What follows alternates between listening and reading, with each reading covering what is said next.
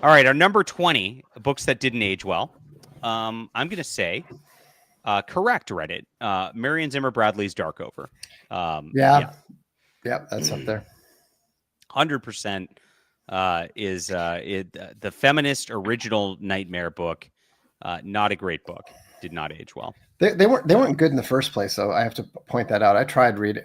I'd read a couple of them. They were not good. Yeah. So the next one is a little bit of an anti-Marion Zimmer Bradley virtue signal. So it is the opposite direction with them. And this one, they say, is A Princess of Mars, John Carter, Edgar Rice Burroughs. I would disagree. I've read this in the last 5 years, and I'd say it ages like fine wine. It's a beautiful book. Well, Guns of Mars is coming out. Yes, I'm excited for that. So, I don't know. Is that a virtue signal? The reason that's on the list, you think? Because it's like no. I think no. The main reason is because he's a Confederate. Okay, that's a virtue signal.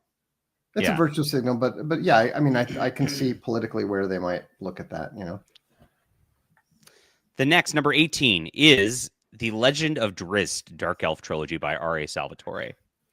Now, I read this when I was a kid and enjoyed it when I was a kid. I have not read it as an adult. I read it as a teenager, and it was terrible. Okay. I do not understand. I do not understand why they're popular at all. Really? Yeah. Okay. Anybody in the chat on that? Like, what do you think about The Legend of Drizzt on that? John, do you want this guy banned? Who do I want banned? Oh, somebody who's pretending to be me. Okay. Whatever. I don't care. He's helping my algorithm, so let him chat. So the Twilight Saga, Book 1, Twilight, is going to be our next one on the list here. I don't know that this didn't age well as far as it is what it is. Like, it's I've read it, and it's a fine vampire romance book. I mean, it always was a vampire romance book. That hasn't changed. Right. So I don't think anything's changed about it. Right. Right. So I don't know where they thought it hasn't aged well, because it's aged about the same. So it's definitely it still sucks. Teenage girls. It still sucks, and it's what it is. Nothing changed about it.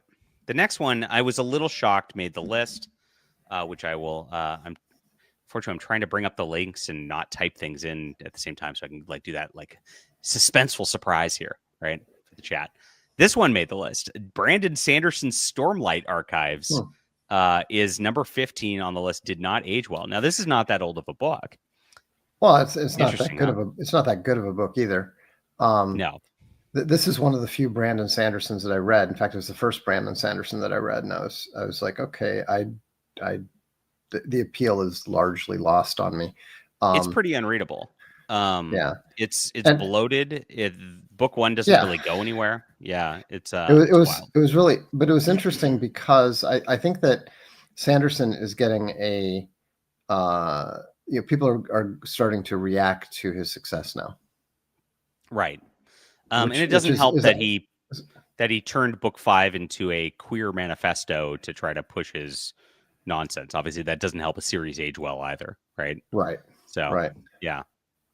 So, Kamala Ku says, Daniel's review of Shadows Upon a Time was AIDS. I don't even know what Shadows Upon a Time is. Do you? No idea. I'm going to look it up because we got a super chat for it. Shadows Upon a Time. Oh, Upon Time. Shadows Upon Time is... Oh, this is Christopher Rocchio's book. Wow, he already reviewed it? I still haven't. I'm halfway through the series. I will say that as far as access goes, Christopher is actually doing an interview with Fandom Pulse, which will be up on the site in the next couple of weeks. So good on him for not giving in to the mainstream crowd to just pretend we don't exist. So we appreciate it. I think his books are pretty good. I don't think they're epics. I just think that they're long. Right. You know what I mean? I'll have to look at his review once I kind of read the books and finish it. Like I said, I'm only halfway through the series. They're so long, like I can only get so much into it, and I don't read as fast as Vox. So there is that. All right. So the next, we're at number 14 on the fantasy books that did not age well of all time. And shocker, Chronicles of Narnia. Screw you, our fantasy, you idiots. Yeah. Jeez.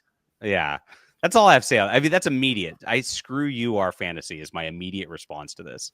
Right. Yeah. In fairness, I'm sure that they're reacting to the Kaler means and the, all that sort of stuff. Right. But I mean, it's just, it's such a foolish way of looking at books. I mean, I was just reading The Tale of Genji recently again, and it's absolutely awful by practically every standard. You know, I mean, the amount of adultery he commits is astonishing. He actually rapes multiple women by modern rape standards. Wow. I mean, and it's still to this day and correctly considered a Japanese classic. It is a classic. Right. You can't apply mores from 1400 years ago to today. You just can't. And so Reddit can. Well, yeah, Reddit can. But the problem is that there's so many AIs that had their original training on that Reddit stuff, and it's polluted it to the point that they'll never get rid of the hallucinations unless they rebuild the whole thing. The next one's pretty bad too. Not as egregious as Narnia, but it's it is equally a screw you Reddit. Redwall it's like, do these people even like fantasy at this point? No, they're just I mean, what are they reacting to there? The heroism. I think they might be reacting to a certain extent to the whole just the concept of good and bad. The idea that might would consider weasels to be evil. Now, this next one I actually agree with, and so far over these, we've gone through 1, 2, 3, 4, 5, 6, 7. And I've agreed with the Darkover series, and I've agreed with Stormlight Archives, and then I've thought Twilight is what it is and has always been the same. And Vox hated Drizzt. I don't know. I can't really comment on it. And as far as John Carter and Redwall and Narnia, those are three greats that do stand the test of time. So it's halfway understandable, halfway retarded. Which I guess is what Reddit is, right? So the next one, I actually agree with again, which this isn't. I wouldn't call this fantasy. This is sci-fi. No, but it is not held up well. It does not hold up at all. This is a hippie boomer's wet dream of let's do it in the road, man, and that's all it is. There's nothing else to it. And we'll change the world, man. Yeah, that's right. If we just do it in the road, change the world. Yeah. Jeez. And so terrible book. But there's other Heinlein that do hold up well. That is just one that just does not. The next is an interesting one, and this should have some controversy to it. So we can discuss this one. Gore. This is not hold up well. I can't believe that's not number one on their list. I mean, the funniest thing is that Gore was basically 50 Shades before 50 Shades. Right. The real this one has a masculine protagonist. That's a problem. Well, the real problem that they have with it is it's basically a really good, very intelligent Conan novel coupled with chick fantasy porn. Right. I mean, all you have to do to know somebody has read Gore is to hear them say, "She would look beautiful in chains." Like it's like repeated so many times. I mean, but the thing is, they are actually very good books. The whole concept of the city stone, the Hearthstone, and the Tarns, the flying. In some ways, this is the prelude to Dragonriders of Pern. Right. True. But yeah, it's I mean, the funniest thing to me is the fact that he was getting completely banned and kicked out of SFWA and all the science fiction Even stuff back then. long before me. But the funniest thing is that he pointed out to no avail that most of his fans are women. Yeah. Which of course just infuriated them even more. Now, I think the later books go a little icky. I didn't make it that far. I got bored about book 6. It was just because it was like the same. It was the same thing. It's like, okay, yeah, whatever. Yeah. The next one I also would not qualify as fantasy. Is Babel 17 by Samuel L.R. Delany. Anything by Samuel R. Delany is not going to age well. Yeah, correct. Yes. We have that. Sifwa Grandmaster Samuel R. Delany. Yeah. And NAMBLA member. Let's not forget. Yeah. I mean, it's his stuff is it's not as bad as the actual Marquis de Sade, but it's bad. You know, I would not recommend that anyone read it ever. No, I was always surprised he got so hailed by everybody. Well, not only that is that the books aren't good. I mean, for crying out loud. I mean, Dahlgren does have some very objectionable stuff, but not that much. But the main problem is that the book sucks. Right. It's just an absolute slog that goes nowhere. This next one really, really surprised me that this would be on Reddit's list, because I figured Reddit would be hailing this. Valdemar by Mercedes Lackey. Wow. Bringing gay to fantasy. I thought they liked that over there. Yeah, but she probably did it in an awkward way, or a way that is insufficiently recognizing the 77 true genre, genders or whatever. Yes. I tried to read this because I met Misty Lackey a couple times back in the early 2010s before, and she was super nice. You're just showing off. You're just showing off. You always know when somebody's like a con goer because they say Misty. Yeah, exactly. Super nice lady. And was just nice to hang out with and everything. And so I checked out her books, and everybody was fawning over her, and I'm like, okay. So let me check it out. And I tried to read that. I couldn't even get through the book, like book 1. I will never forgive her, and I hate her forever. I know. You remind me every stream. Yeah, I'm just saying. Yeah. It's kind of funny because people are like, oh, you hate John Scalzi and you hate this person. I'm like, no, I hate Mercedes Lackey. They're like, what? Like, why? I'm like, because she wrote Wing Commander. They're like, okay, I don't get you. Like, Scalzi can call me whatever he wants. That doesn't offend me. You're like, it's not personal, but you screw with my Wing Commander, it's over. I loved Wing Commander so much. I used to go into the office as I've just graduated from college, and I used to go into the office and just be like wrecked, and they're like what happened to you? I'm like, I stayed up all night playing Wing Commander.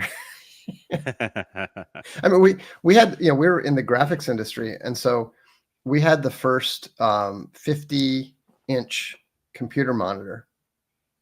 Is that a big trade? It was this brand new monitor from Hitachi, and we were showing it off for them in Chicago at CES. And the very first thing, I mean, they hadn't even like gotten the booth set up, and I already had Wing Commander going on that bad boy. Right. It was so awesome. Cool. For our next trick, The Sword of Shannara by Terry Brooks. This is the poor man's epic fantasy right here. I never made it past like the 4th chapter of Elfstones. And this is I couldn't get it. This is back in high school either. Yeah, same. I mean, it's so bad. It's so bad. I mean, I liked book 1 okay. I was like, okay, this is cool. Book one had its charm to it. There were some elements that were genuinely good, but nothing afterwards. Right. No, I didn't get through Elfstones either. So, interestingly, this author has made the list twice, which I 100% agree with, and actually 100% agree that this actually should be higher than the last one too. The Mists of Avalon. Marion Zimmer Bradley is on this list twice. Wow. They've Yeah, it's kind of funny because they were all denying, because we were the ones who broke that story. Right. I mean, we weren't the ones who first broke it, but we were the ones who prevented them from, shutting it down. And it was funny that, now they've just clearly waved the white flag and abandoned her. right. And so, yeah, obviously she's gone now, and it's good because she deserves to rot in hell. So there's that. And so this one is, of course, completely political. Is the next one. It has nothing to do with the story or anything like that, or any changes to the story, because this is the same story it was. It's just as okay. And I don't have a problem with Harry Potter. I'd say it's okay. And it was always okay. I just think I think it's basically retarded. It's okay. The one thing that Rowling does well is she does do a good job creating characters. She creates memorable characters. Right. But that's it. So it's okay. But they obviously only have this up here because she opposes the transgender ideology, and that, makes her an evil. Because before all that, they don't even care. They don't even care that much about that. They care because she is a big, iconic, left-wing feminist, blah, blah, blah. And she broke ranks. Right. So they hate her way more than a lot of other people combined because she's a traitor. And they're canceling people. There's a Harry Potter card game iteration of a game called Codenames, which is a really good game. If you guys haven't played Codenames, I like it. It's a Pictionary type of game, like where you're just, trying to guess things, right? In teams. And they made a Harry Potter version, and Tom Vassell over on the Dice Tower reviewed it. And they started trying to cancel Tom Vassell simply for reviewing the game the last month too. That's how crazed they are about Harry Potter at this point. It's just absurd. And the next funny part is the company that is putting out that game issued a statement months ago that they're going to donate all the profits of it to trans charities. Of course, please clap. Still not enough for the Inquisition. So, yeah. C'est la vie. The next one is one I never read. I saw when this came out when I was, I think, in college, and I was just like, and it was written by somebody younger than me when I was in college, and I'm like, this can't be that good if he's like 15 years old and they're putting this out, right? Aragon, and I know they made a movie about it. So. It's not. It's basically Star Wars with dragons. That makes sense. Yeah, it got immensely popular. So this is one of those. This is one that would you could say definitely didn't hold up well because everybody like raved about it for a long, long time, and then it definitely didn't hold up. Right. Right. He did make a ton of money on Kickstarter doing a World of Aragon art book thing earlier this year, though hundreds of thousands of dollars on it. So he still has his fan base. Good for him. And he seems like a nice guy. This one's Dragonriders of Pern. I was pissed about this one. I'm like, hell no. This is but the whole thing about the Dragonriders and the driving their people into heat and all that sort of stuff. I mean, you could see this coming. Yeah. I mean, even though it was quote feminist at the time, it definitely feels like Falar dominates over Lessa, and she likes it, and that obviously offends these people more than anything. But I mean, I definitely think here's my Easton Press Dragonflight for those who it's upside down there. There we go. We could do better. Might see that. You could do better than this. Definitely. I tried to get Todd McCaffrey to connect with you on that, and he refused to reply. So, but there's funny. That. I also have a signed first edition of Dragon's Dawn because you started doing your signed first editions now. Because similarly. So this is my signed Anne McCaffrey Dragon's Dawn. Very nice. Well. So yes. Well, we have signed first editions of Guns of Mars by Chuck Dixon, Death and the Devil by me, and Out of the Shadows all coming, but Yes, they're all already sold out. So I love that. Yeah. it's but they're going to be awesome. I just got the artwork. The artwork for Guns of Mars is all done.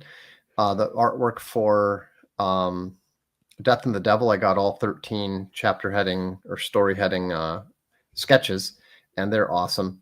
I mean, it's just gonna be amazing. They're gonna be just phenomenal books. Awesome. Can't wait. This next one's gonna make you laugh. Okay. Name of the Wind. Well, my guess is that one just hasn't held up because they've been waiting for the sequel. Yes. You know, I think they're just sick of it. I mean, it's an absolutely terrible book. I mean, yes, correct. If you want to know what a gamma is, Kavoth defines it. Painful. This is so funny. I'm laughing at that. I'm surprised Game of Thrones didn't make this since, there's still no book, but it did not make the list. I'll spoil that right now. We've got 3 more left. Then this one, I don't know anything about this. David Eddings' Pawn of Prophecy. Belgariad's great.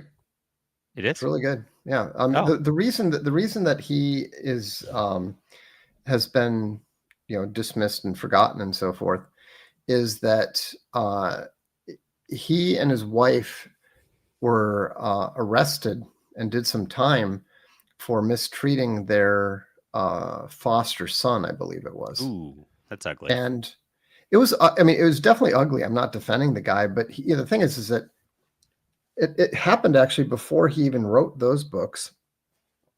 And, he did his time, all that sort of thing.